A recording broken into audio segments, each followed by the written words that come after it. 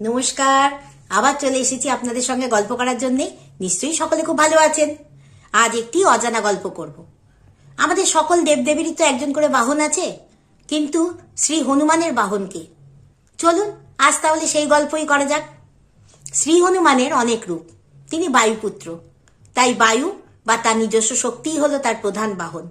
কিন্তু তবুও কিছু ধর্মীয় গ্রন্থ অনুসারে তার বাহন হলো উট, যা উষ্ট্র নামে পরিচিত। বিশেষ করে পরাশর সংহিতা বা অন্যান্য স্তোত্র অনুযায়ী এটি মরুভূমির কঠিন পরিস্থিতিতে চলার উপযোগী এবং হনুমানজির অসীম ক্ষমতা এবং তার কঠিন সময়ে সহায়তার প্রতীক। পরাশর সংহিতা অনুযায়ী হনুমানজি এই উটের ওপর বসে ধ্যান করতেন এবং সেই অবস্থায় তিনি তার ভক্তদের দর্শন দিতেন, যা তাকে সংকট মোচন রূপে তুলে ধরে। মরুভূমিতে উট কিন্তু খুব সহজে স্বাভাবিকভাবে চলাফেরা করতে পারে।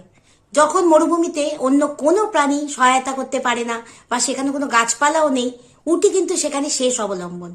ঠিক একইভাবে আমরা যখন আমাদের জীবনে কঠিন পরিস্থিতির মুখোমুখি হই বা যখন কোনো আশা বা ইতিবাচক লক্ষণ আমরা দেখতে না পাই, সেই সময় কিন্তু হনুমানজি আমাদের সেই বিপদ থেকে রক্ষা করেন। লক্ষণ যখন বিপদে পড়েছিলেন তখন তার শেষ এবং একমাত্র অবলম্বন ছিল হনুমানজি, যিনি সঞ্জীবনী নিয়ে এসেছিলেন। কেমন লাগলো আজকের গল্প? যদি ভালো লাগে অবশ্যই পাশে থাকবেন। সকলে ভালো থাকবেন। নমস্কার।